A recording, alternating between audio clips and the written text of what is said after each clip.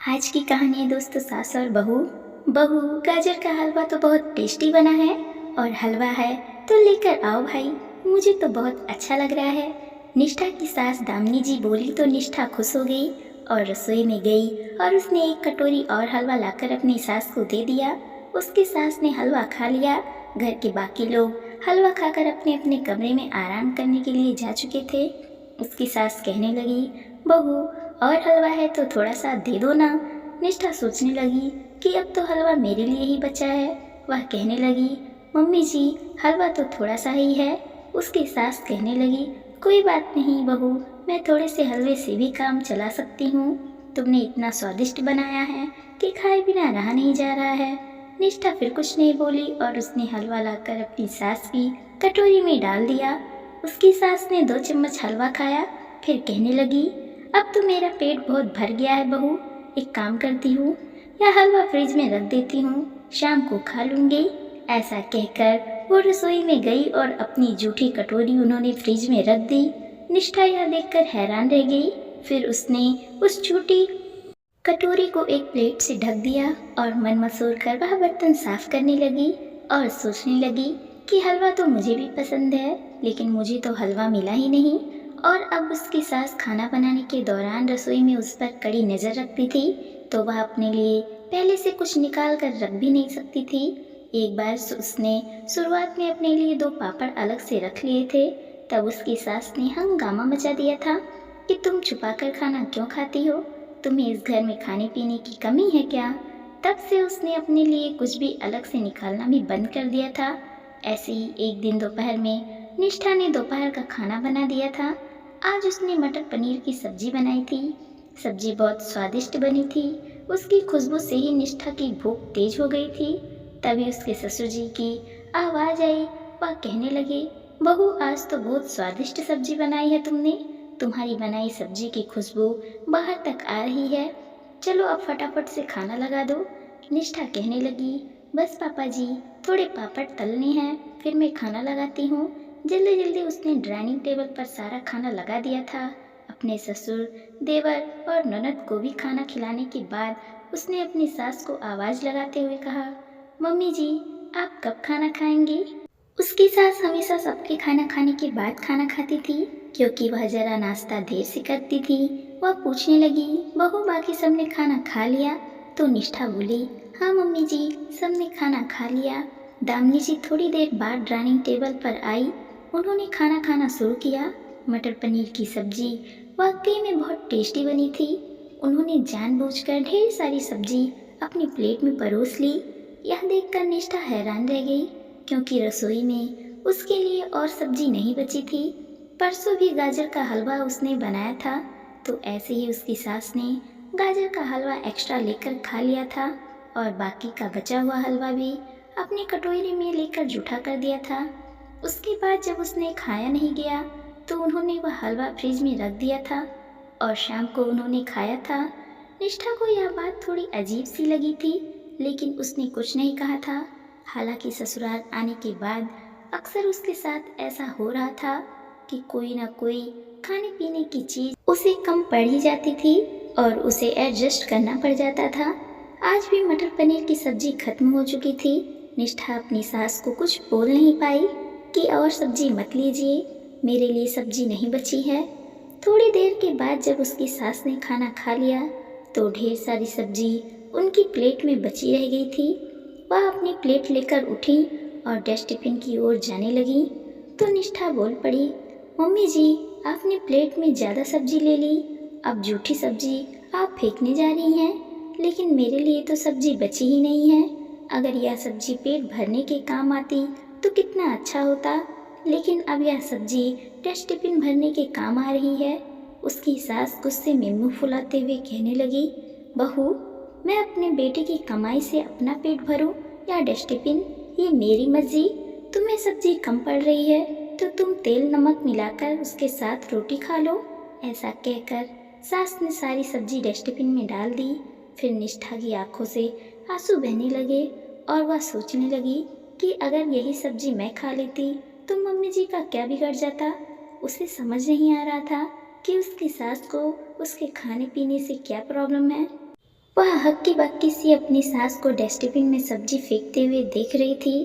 तभी पीछे से उसके ससुर जी रामेश्वर जी पानी लेने के लिए रसोई में आए। जब उन्होंने देखा कि उनकी पत्नी इतनी सारी सब्जी फेंक रही है तो वह 2 पल को स्तंभ से खड़े रह गए। फिर उन्होंने अपनी पत्नी से कहा कि अभी बहू ने खाना नहीं खाया है और आप इतनी सारी सब्जी डस्टबिन में फेंक रही हैं। पति को सामने देखकर दामिनी जी सब पका गईं। उनके पति कहने लगे, घर के मर्द इतनी मेहनत से कमाई करके राशन पानी भरवाते हैं तो घर की औरतों का भी फर्ज बनता है कि वह उस राशन पानी को अच्छे से यूज़ करें, ना कि ऐसे बर्बाद करें। अरे आजकल कितने सारे लोगों को भोजन नसीब नहीं होता है, वह लोग 2 वक्त की रोटियों को भी तरसते हैं और आप हैं कि इस तरह बनी बनाई सब्जी फेंक रही हैं। यह बिल्कुल भी अच्छी बात नहीं है। आपको जितना भी खाना है आप खा लीजिए, बाकी सब्जी जूठी करने की क्या ज़रूरत है आपको। दामिनी जी ने पति को सामने देखते ही रंग बदलते हुए कहना शुरू कर दिया, अरे बहू ने इतनी खराब सब्जी बनाई थी कि खाई ही नहीं गई तो मैं क्या करती। रामेश्वर जी जरा गुस्से में बोले, सब्जी मैंने भी खाई है, सब्जी में कोई प्रॉब्लम नहीं है, बल्कि प्रॉब्लम आपकी सोच में है। मैं कितने दिनों से देख रहा हूँ डाइनिंग टेबल पर आप भर भर कर अपनी प्लेट में खाना ले लेती हो, बहू को खाना कम पड़ जाता है, आपको भूख नहीं रहती फिर भी आप ज़बरदस्ती खाना खा लेती हो, उसके बाद हाजमे की गोली लेती रहती हो। अब दामिनी जी गुस्से से भड़क उठी और कहने लगी, अभी आपको यह सब दिखाई दे रहा है, तब आप कहाँ थे जब मम्मी जी ने मुझे ठीक से खाने पीने नहीं देती थी। उस समय वह अपने बेटे बेटियों को सारा खाना बांट देती थी। रामेश्वर जी मौन हो गए। फिर थोड़ी देर बाद वह कहने लगे, उस समय की बात अलग थी, मेरी कमाई बहुत कम थी, घर का खर्च बाबूजी चलाते थे। अम्मा की सोच ही ऐसी थी कि बहू को ना मिले तो चलेगा, लेकिन मेरे बेटे बेटियों को मिलना चाहिए, इसीलिए वह अपने बेटे बेटियों को सब कुछ परोस देती थी। लेकिन आपको याद है ना, मैं अपने हिस्से की सब्जी आपके लिए बचा लेता था, तो मैं आपके बारे में सोचता था ना। अब ज़रूरी नहीं है कि जो आपने सहा है अब वही आप अपनी बहू के साथ भी करो। अम्मा अब इस दुनिया में नहीं है ना, घर के खर्चे चलाने में कोई दिक्कत भी नहीं है, तो आप अपनी गृहस्थी में बहू के साथ वही सब क्यों कर रही हो। हम इस दुनिया में, इस घर में बहू लेकर आए हैं, एक नया सदस्य जुड़ा है हमारे परिवार से। यह मेरी माँ नहीं है जिससे आप अपने साथ हुए बुरे व्यवहार का बदला ले रही हैं, यह हमारी बहू है, हमारे बेटे की पत्नी, वही बेटा जिसे हम इतना प्यार करते हैं, उसे हम जीवन की हर खुशी देना चाहते हैं, तो फिर उसकी जीवन संगिनी के साथ यह भेदभाव क्यों। क्या आप नहीं चाहती कि आपके बेटे की अर्धांगिनी हमेशा मजबूत और स्वस्थ रहे, ताकि कदम से कदम मिलाकर हमारे बेटे के साथ जीवन के सफर पर आगे बढ़ सके। अगर बहू को पोषक तत्वों की कमी के कारण कोई समस्या हो गई तो क्या हमारा बेटा परेशान नहीं होगा। पति के समझाने के बाद अब दामिनी जी का सिर झुक गया था। निष्ठा गर्व भरी नज़रों से अपने ससुर जी की ओर देख रही थी। उसे तो यकीन ही नहीं हो रहा था कि उसके ससुर जी आज उसका पक्ष लेकर इतना कुछ बोल रहे हैं। वैसे तो निष्ठा के ससुर जी ज़्यादा बोलते नहीं थे, तो निष्ठा को लगता था कि वह घर के मामलों में कोई दिलचस्पी नहीं लेते हैं, लेकिन आज जिस तरह से उन्होंने घर की बहू के पक्ष में बोला था तो उसका मन उनके प्रति आदर भाव से भर उठा था।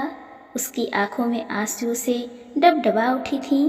तब उसकी सास ने धीरे से कहा, आप बिल्कुल सही कह रहे हैं जी, मेरे साथ जो भी हुआ वही सब मैं अपनी बहू के साथ करने की कोशिश कर रही थी, लेकिन इसमें बहू की कोई गलती नहीं है।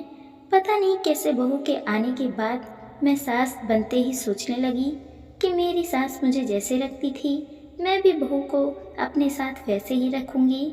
लेकिन आपके समझाने के बाद मुझे समझ आ रहा है कि मेरे साथ जो भी हुआ उसमें मेरी बहू की कोई गलती नहीं थी। जिस तरह मैंने घुट घुट कर जीवन बिताया है उसी तरह मैं अपनी बहू को घुट घुट कर जीने के लिए अब मजबूर नहीं करूँगी। और बहू सॉरी, मैंने सब्जी जानबूझकर जूठी कर दी ताकि तुम्हें सब्जी कम पड़ जाए, लेकिन अब कभी भी तुम्हें खाने पीने में कोई दिक्कत नहीं होगी। तुम रुको, मैं अभी तुम्हारे लिए सब्जी बना देती हूँ। निष्ठा धीरे से बोली, कोई बात नहीं मम्मी जी, मैं अचार के साथ रोटी खा लूँगी।